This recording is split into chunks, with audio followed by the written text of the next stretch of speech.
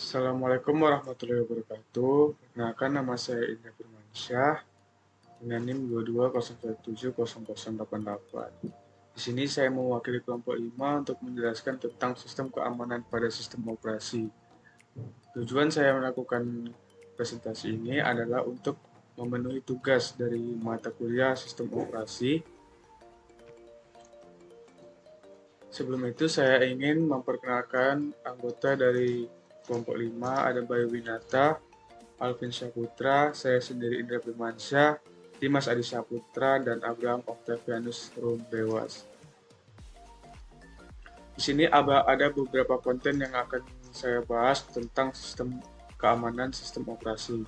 Yang pertama ada definisi, kedua keamanan sistem, 3 gangguan keamanan pada sistem operasi, 4 penanganan gangguan terhadap sistem operasi, 5 aspek keamanan sistem operasi komputer, 6 aspek ancaman keamanan sistem operasi komputer, 7 fungsi firewall Windows Defender. Untuk yang pertama, kita akan masuk ke dalam definisi dari sistem keamanan komputer. Dari sistem keamanan perlindungan atau sistem protection adalah serangkaian langkah untuk mekanisme yang dirancang untuk perangkat lunak melindungi suatu sistem, baik itu sistem komputer, jaringan, atau perangkat keras, dari ancaman atau serangan yang mungkin mengakibatkan kerusakan, pencurian data, atau gangguan pada operasi normal sistem tersebut. Tujuan utama dari sistem perlindungan adalah menjaga keamanan, integritas, dan ketersediaan sistem. Dalam konteks keamanan komputer, sistem perlindungan bertujuan untuk melindungi data sensitif, mencegah akses yang tidak sah, mengidentifikasi dan menangani serangan, serta memulihkan sistem jika terjadi kejadian yang tidak diinginkan. Selanjutnya yang kedua, kita akan masuk ke dalam keamanan sistem. Keamanan sistem sendiri terbagi menjadi 3, ada keamanan eksternal, keamanan internal, dan keamanan interface atau pemakai. Di sini saya ingin menerangkan apa yaitu pertama keamanan eksternal atau external security. Keamanan eksternal adalah aspek penting dalam sistem perlindungan secara keseluruhan, karena serangan dan ancaman dari luar dapat mengakibatkan kerugian yang signifikan bagi organisasi atau individu. Contoh keamanan eksternal yang umum digunakan pada sistem operasi saat ini yaitu ada firewall, sistem deteksi intrusi, 3 sistem pencegahan intrusi, antivirus dan anti-malware, 5 pembaruan keamanan, 6 sandboxing, 7 proteksi jaringan virtual pribadi, 8 autentikasi pengguna. Di sini saya akan menjelaskan sedikit apa itu firewall. Firewall di sini berfungsi sebagai aspek penting dalam sistem perlindungan keamanan keseluruhan. Firewall berfungsi sebagai penghalang antara jaringan internal dan eksternal. Ya, dengan kata lain, dia memonitor lalu lintas jaringan yang masuk dan keluar sistem operasi. Kita dapat menerapkan kebijakan yang ditentukan untuk membatasi, memblokir akses yang tidak sah. Yang kedua ada sistem deteksi intrusi. Sistem deteksi intrusi sendiri, biasa disingkat IDS, adalah alat untuk digunakan untuk mendeteksi aktivitas mencurigakan atau serangan yang berpotensi terhadap sistem operasi. Yang ketiga ada sistem pencegahan intrusi. Sistem pencegahan intrusi sendiri biasa disingkat dengan IPS, adalah tambahan dari IDS yang tidak hanya mendeteksi serangan, tetapi juga bertindak untuk mencegah serangan tersebut. Yang keempat ada antivirus dan anti-malware. Antivirus dan anti-malware ini penggunaan perangkat lunak antivirus yang mutakhir, sangat penting untuk melindungi sistem operasi infeksi malware seperti virus, worm, trojan, dan program berbahaya lain yang dapat mengancam sistem operasi kita. Yang kelima ada pembaruan keamanan. Pembaruan keamanan ini adalah sebuah sistem operasi dilakukan pembaruan secara teratur, sangat penting untuk menjaga keamanan eksternal. Yang keenam ada sandboxing, adalah teknik yang digunakan untuk menjalankan program atau proses dalam lingkungan terisolasi yang terpisah dari sistem operasi utama. Yang ketujuh ada proteksi jaringan virtual pribadi atau biasa disingkat dengan VPN. VPN sendiri menyediakan enkripsi data dan tunneling untuk melindungi komunikasi jaringan dari mata-mata atau serangan. Yang ketujuh ada yang ke-8 ada autentikasi pengguna. Sistem operasi dapat menerapkan metode autentikasi yang kuat seperti penggunaan kata sandi, privasi, dan juga lainnya. Selanjutnya kita masuk ke dalam keamanan interface pemakai atau user interface security. Di sini keamanan antarmuka pengguna atau user adalah rangkaian langkah-langkah yang diambil untuk melindungi keamanan antarmuka pengguna suatu sistem atau aplikasi. Tujuannya ini adalah mencegah akses yang tidak sah atau orang-orang yang dapat masuk tanpa izin dan mengambil data-data, manipulasi data, atau eksploitasi kelemahan melalui interaksi dengan antarmuka pengguna. Contoh-contoh yang dapat diimplementasikan dalam keamanan antarmuka antar pengguna adalah validasi input, proteksi terhadap serangan CSRF, 3 perlindungan terhadap serangan XSS, 4 pembatasan akses, 5 enkripsi data, 6 keamanan klien, 7 pembaruan perangkat lunak, 8 pemantauan dan logging. Di sini saya akan sedikit menjelaskan tentang apa itu validasi input, proteksi terhadap serangan CSRF, dan lainnya. Yang pertama ada validasi input adalah melakukan validasi input yang ketat pada semua data yang masuk melalui antarmuka pengguna. Yang kedua ada proteksi terhadap serangan CSRF atau biasa disebut cross-site request forgery adalah serangan terhadap di mana penyerang memaksa pengguna yang terautentikasi melakukan tindakan yang tidak diinginkan melalui antarmuka pengguna. Yang ketiga, perlindungan terhadap serangan XSS atau biasa disebut cross-site scripting adalah serangan di mana penyerang menyisipkan skrip berbahaya ke dalam halaman web yang dilihat oleh pengguna lain. Yang keempat, ada pembatasan akses di mana orang-orang yang menggunakan sistem operasi komputer dapat membatasi akses antar pengguna, hanya memberikan akses yang sesuai dengan setiap pengguna. 5. Ada enkripsi data, yang dimana data sensitif yang ditampilkan dalam antarmuka pengguna harus dienkripsi untuk melindungi kerahasiaan dan integritasnya. 6. Keamanan klien atau client-side security. Selalu pastikan bahwa logika yang sensitif tidak digunakan atau dimanipulasi melalui antarmuka pengguna di sisi klien. 7. Pembaruan perangkat lunak adalah pengupdatean atau semua perangkat yang wajib diupdate setiap pengupdatean jika ingin dilakukan. Ke-8, pemantauan dan logging. Pemantauan dan logging adalah terapan pemantauan yang memadai pada antar pengguna untuk mendeteksi aktivitas mencurigakan. Selanjutnya di sini kita akan membahas keamanan internal atau internal security. Keamanan internal dikenal sebagai keamanan organisasi, adalah upaya untuk melindungi suatu organisasi dari ancaman dan risiko yang berasal dari dalam organisasi itu sendiri ataupun dari luar. Beberapa aspek penting dalam keamanan internal ada kebijakan dan prosedur, 2 sistem keamanan fisik, 3 pengelolaan akses, 4 pelatihan dan kesadaran, 5 audit dan pemantauan, 6 penanganan insiden. Di sini saya akan sedikit menjelaskan apa itu kebijakan dan prosedur, 2 sistem keamanan fisik, dan 3 pengelolaan akses, serta lainnya. Yang pertama ada kebijakan dan prosedur. Kebijakan atau prosedur yang jelas terkait keamanan internal. Hal ini termasuk tentang penggunaan sistem informasi akses ke area terbatas atau ke sistem. Yang kedua ada sistem keamanan fisik, melibatkan perlindungan terhadap akses yang tidak sah ke area sensitif, seperti tempat kerja, kantor, dan sebagainya.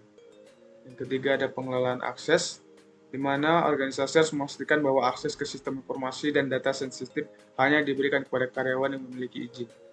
4. Pelatihan dan kesadaran, di mana setiap orang perlu diberi pelatihan tentang kebijakan keamanan internal, ancaman yang mungkin dapat dihadapi ke depannya.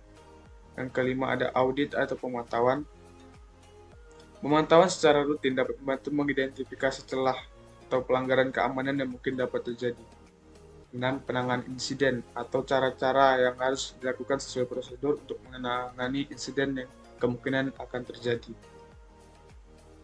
Selanjutnya kita masuk ke poin ketiga, yaitu gangguan keamanan pada sistem operasi. Gangguan keamanan pada sistem operasi. Di sini ada beberapa gangguan keamanan sistem operasi yang bisa saya jabarkan secara sedikit demi sedikit. Yang pertama itu ada virus. Virus adalah jenis perangkat lunak berbahaya yang dirancang untuk menginfeksi dan merusak sistem operasi komputer, di mana virus dapat menyebar dari suatu komputer ke komputer lain melalui salinan program yang terinfeksi dan dapat menyebabkan kerusakan serius pada sistem operasi, data, atau program yang ada. Contoh virus yang cukup terkenal adalah 1. I love you. 2. Virus ini muncul pada tahun 2000 yang menyebar melalui email dengan subjek I love you. 2. WannaCry. WannaCry sendiri adalah virus yang muncul di tahun 2017 menyebar melalui eksploitasi kelemahan sistem operasi Windows yang belum diperbarui. 3. Ada Melissa, yang virus ini muncul pada tahun 1999 menyebar melalui email dengan lampiran dokumen Word yang terinfeksi. 4. Ada Code-Red, atau virus ini muncul pada tahun 2001 dan menyerang server web yang menjalankan sistem operasi Microsoft IIS yang rentan. Kelima, ada Sacer. Virus ini muncul tahun 2004 dan menyebar melalui jaringan rentan terhadap kelemahan sistem operasi Windows. Selanjutnya ada exploit. Exploit sendiri merujuk pada metode atau teknik yang memanfaatkan kelemahan atau kerentanan dalam perangkat lunak, sistem operasi atau protokol komputer untuk mendapatkan akses tidak sah atau melakukan serangan terhadap sistem. Contoh exploit yang sering atau pernah terdapat kejadiannya yaitu ada 1. Buffer overflow, 2. SQL injection, 3. cross-site scripting, 4. remote code execution, 5. zero-day exploit. Di sini saya akan menjelaskannya satu demi satu, yaitu 1. buffer overflow, di mana exploit ini terjadi ketika program tidak memvalidasi atau membatasi ukuran masukan yang diterima. 2. Ada SQL injection. Exploit ini memanfaatkan kerentanan dalam aplikasi web yang tidak memvalidasi masukan pengguna dengan benar.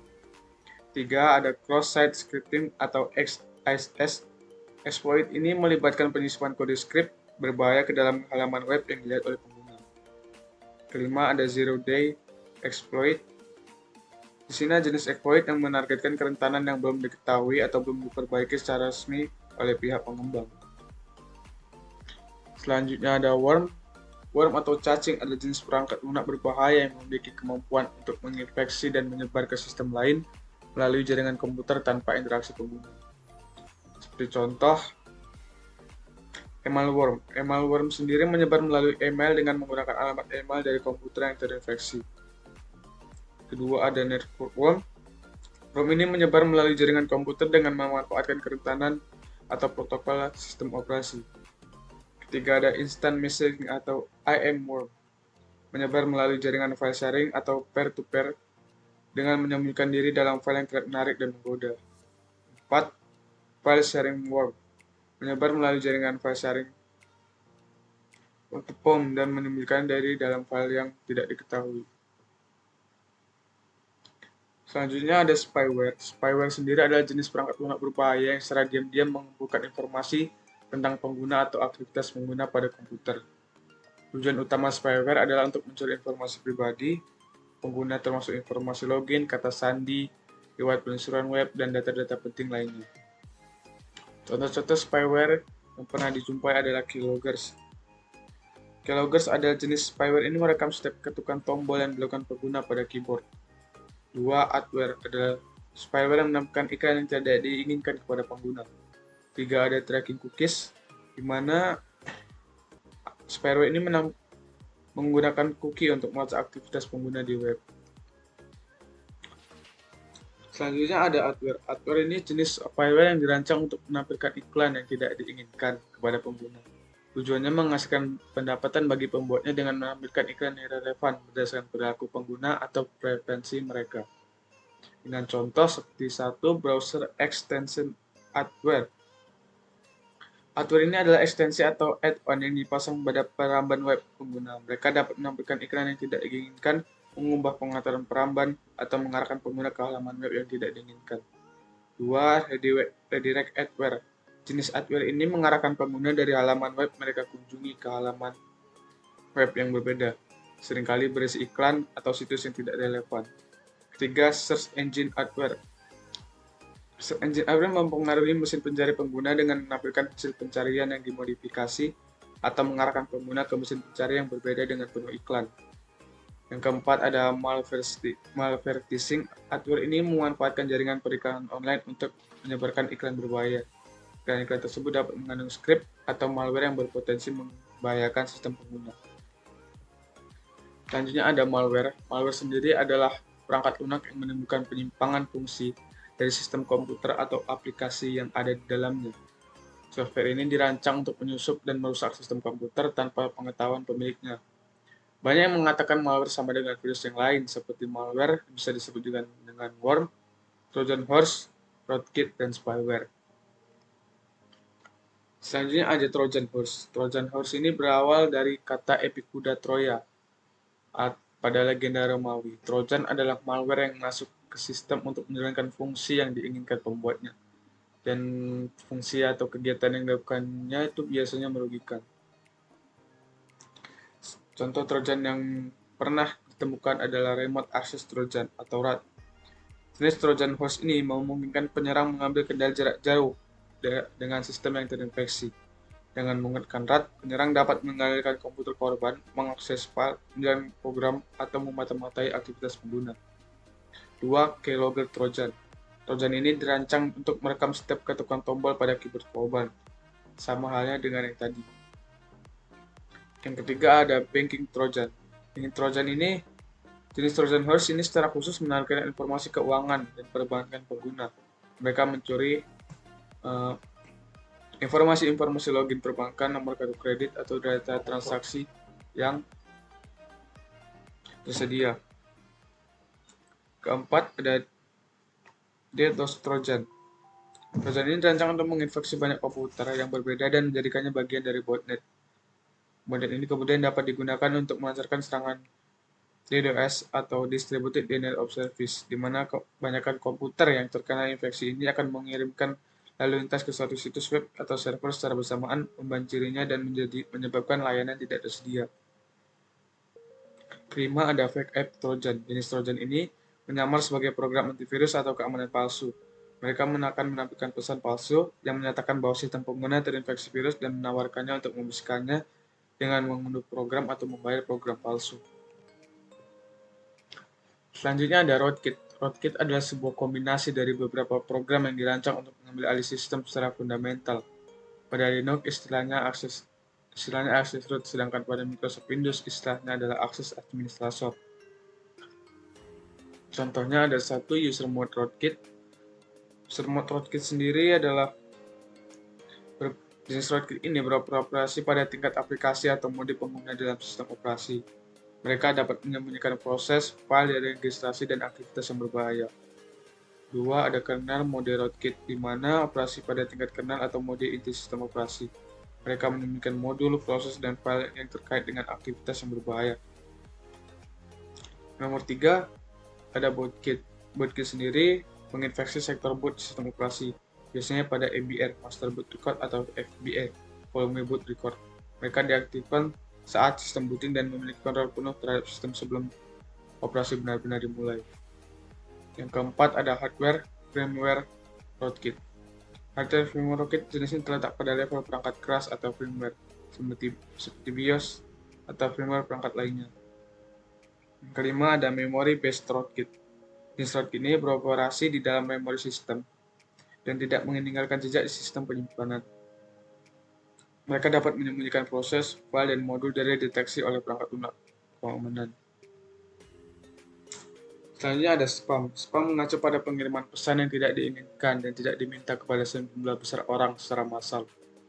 Biasanya pesan spam dikirimkan melalui email, tapi juga dapat ditemukan di pesan lain berbentuk pesan teks, komentar di situs web, atau pesan instan. Contoh 1. Email spam, di mana email spam ini email kita itu di-spam oleh alamat yang tidak dikenal sehingga kita dibanjiri oleh email-email yang tidak dikenal. Yang kedua ada komen spam, di mana komen spam ini seperti dibanjiri oleh komen-komen yang tidak begitu baik, juga dapat berakibat buruk. Nomor 3 ada forum spam, di mana dikirimkan di forum atau papan pesan. Penyerang akan memposting pesan yang tidak relevan dengan topik diskusi atau berisi tautan ke situs web mereka. 4 ada SMS spam. Spam juga dapat diterima melalui pesan teks, atau SMS pada perangkat seluler. Pesan spam tersebut berisi iklan, tawaran produk, atau iming-iming penipuan. Kelima, ada spam di media sosial. Platform media sosial juga menjadi sasaran spam. Mana spam di media sosial mencakup pesan-pesan spam yang dikirimkan melalui pesan pribadi, komentar, atau unggahan yang berisi tautan tersebut. Selanjutnya ada phishing. Phishing adalah upaya penipuan baik melalui email atau messenger dengan memberikan sebuah link ke suatu situs palsu yang seperti aslinya, misalnya sebuah bank atau situs transaksi online. Modus yang dipakai untuk memperoleh informasi sensitif seperti user nomor dari sebuah kartu kredit, password, dan sebuah akun internet, dan lain-lain. Contoh-contoh dari phishing biasanya ada satu phishing email, di mana phishing email ini serangan phishing email mengakibatkan pengiriman email palsu yang pura-pura berasal dari lembaga-lembaga tertentu.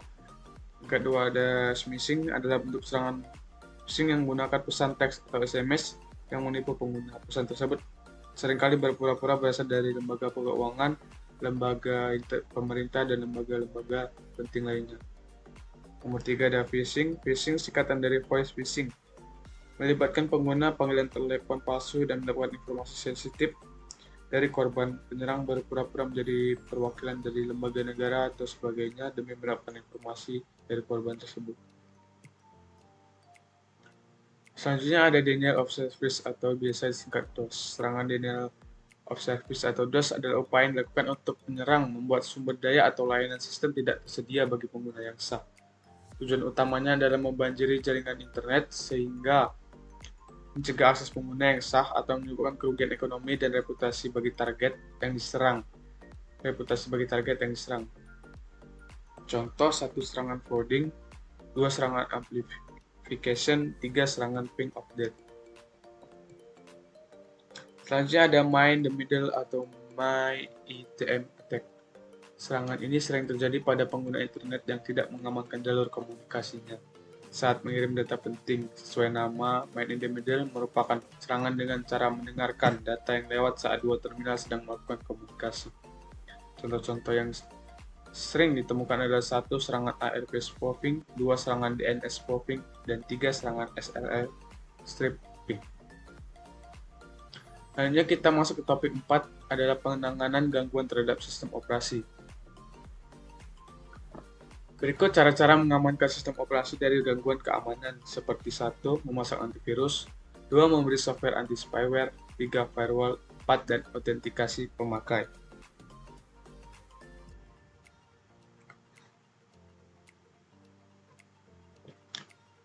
Dan poin yang kelima, kita masuk ke dalam aspek keamanan sistem operasi komputer. Di dalam aspek keamanan sistem operasi komputer terdapat beberapa poin, yaitu 1. Autentikasi, yaitu penerimaan informasi dapat memastikan keaslian pesan tersebut datang dari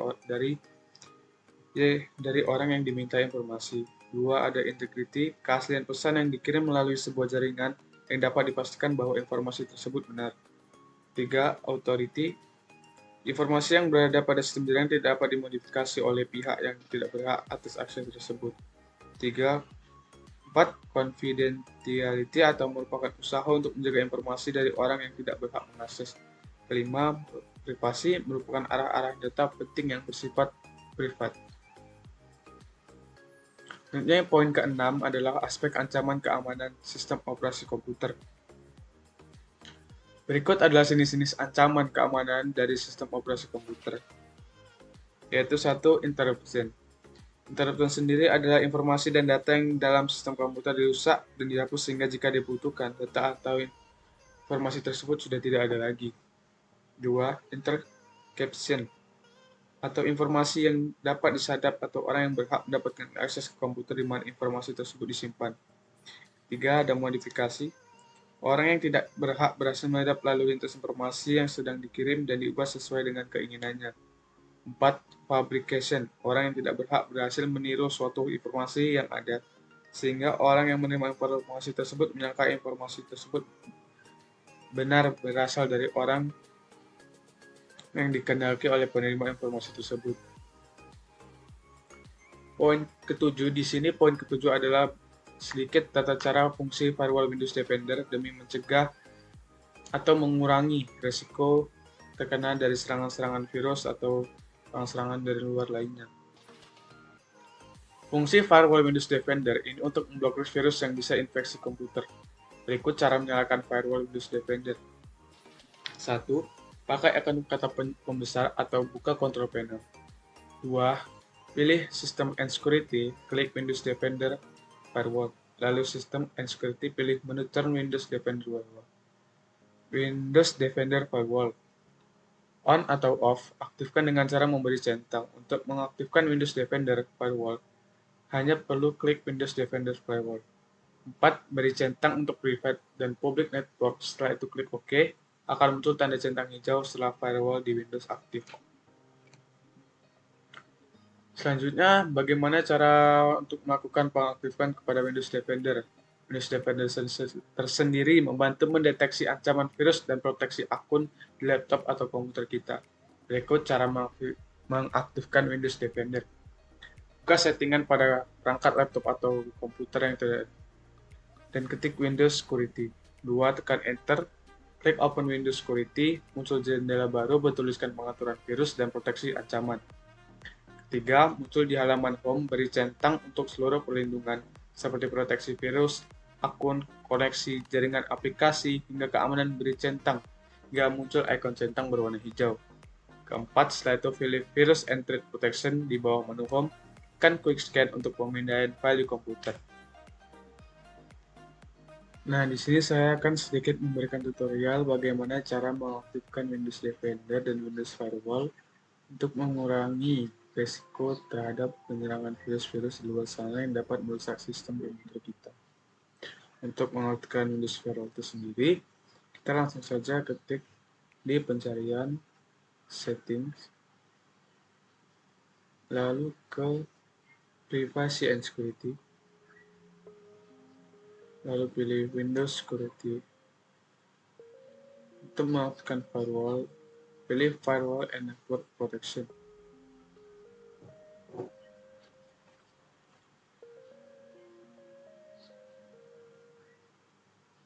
Dengan domain, pilih jika belum aktif, pilih aktif, aktifkan, yes.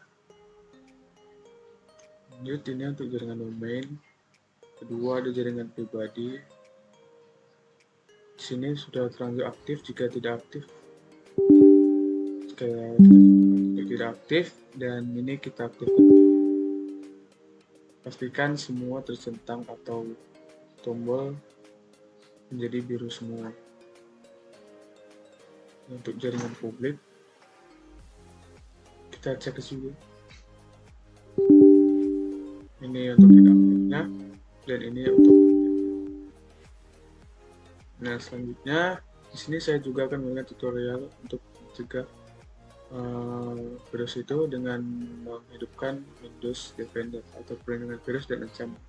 Klik di perlindungan dari virus dan ancaman. Untuk memindai file-file yang ada di dalam komputer kita, silakan pilih pindai cepat. Di sini saya ingin mengaktifkan pengaturan perlindungan dari virus dan ancaman terlebih dahulu. Kita keluar pengaturan.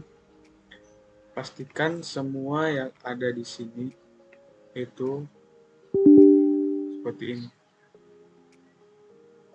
bertanda biru, atau kita sebut dengan on. Kita aktifkan semua.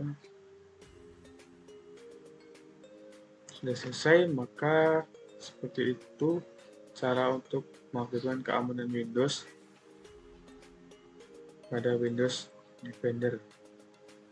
Untuk pemindaian, hanya perlu mengklik tombol pindai cepat untuk memindai file-file yang ada di dalam komputer kita. Kita tunggu beberapa saat hingga proses selesai.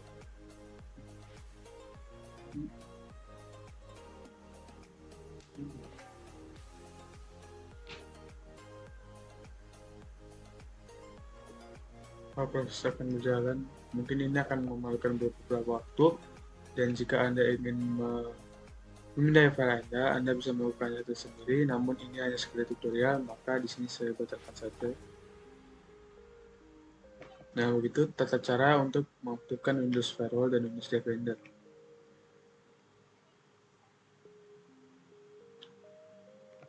Maaf, ini belum aktif.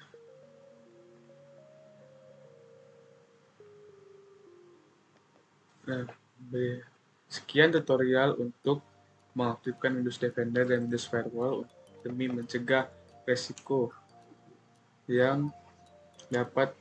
virus yang dapat